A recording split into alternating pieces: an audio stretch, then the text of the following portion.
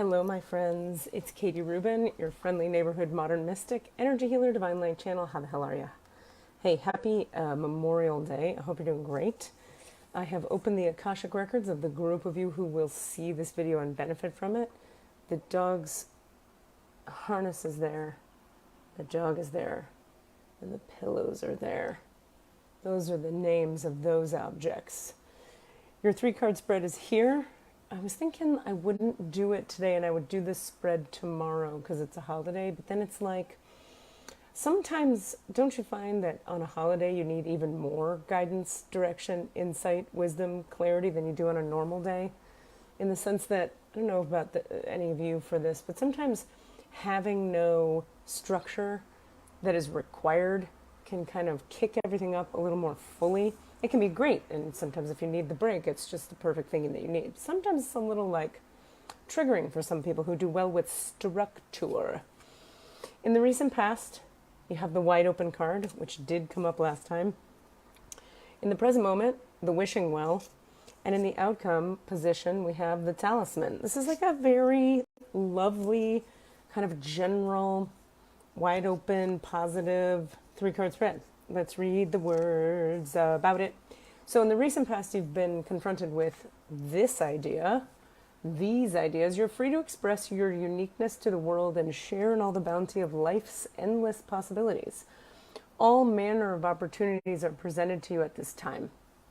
The wide open card is a signal. What happens if we turn this light on? That's not terrible. Is a signal that you're able to truly manifest your dreams and that your goals are in sight.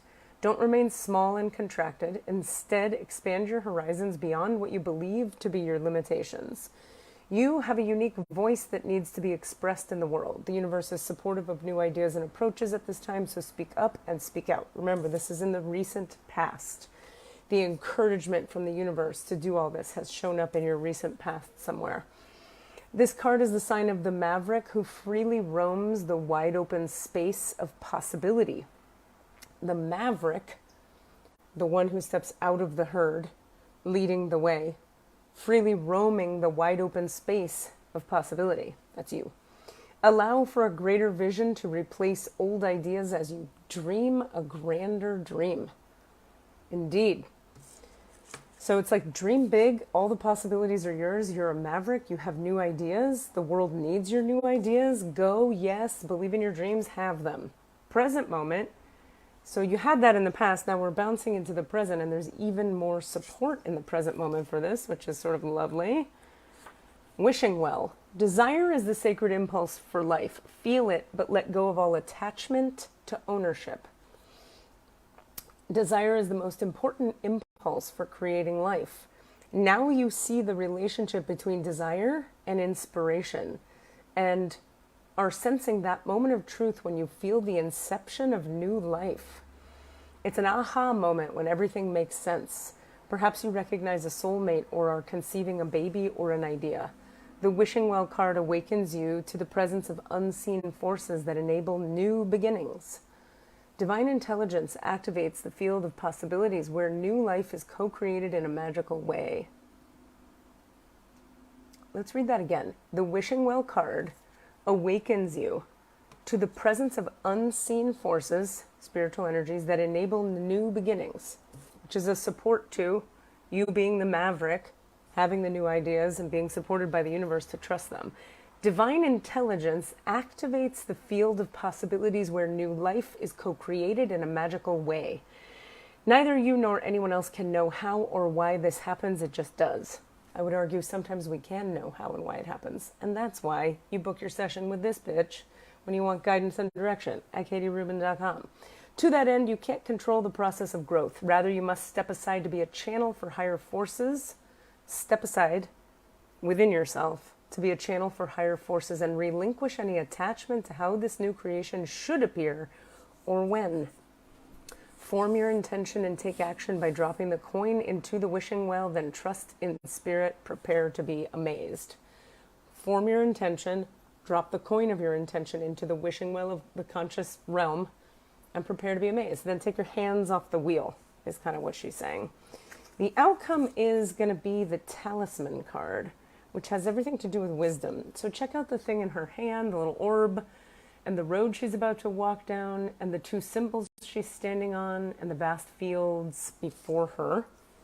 A lesson truly learned is crystallized as earned wisdom. You have all you need for the success you seek. Wisdom allows you to recognize traps on the road and familiar patterns that you want to avoid. Wisdom, let's hear that again, allows you to recognize traps on the road and familiar patterns that you want to avoid. It also enables you to quickly gather information about where you are on your journey. It helps you recognize your allies and know how to find the best routes along the way. Now you're at a place where you know the right things to do and the best choices to make.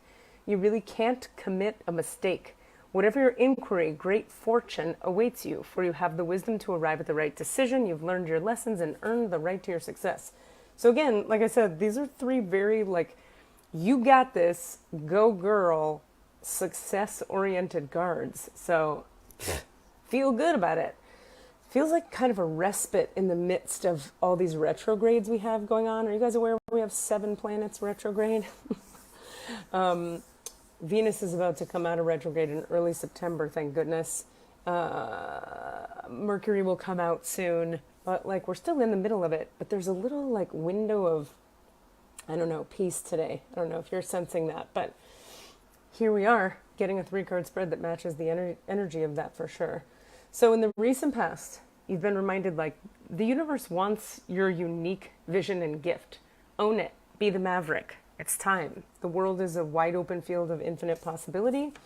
Drop your coin, aka your intention, into the fountain of the realms of conscious awareness and prepare to be amazed. And the outcome is you've earned a bunch of wisdom on the road of life that you get to trust. In other words, you know what's nonsense and what's not. You know what you can trust and what you can't. You know what's a lie and an illusion and what isn't. So trust yourself. You've earned some wisdom. Walk the path. You got this. You have your orb of guidance and your talismans of wisdom. You're doing great.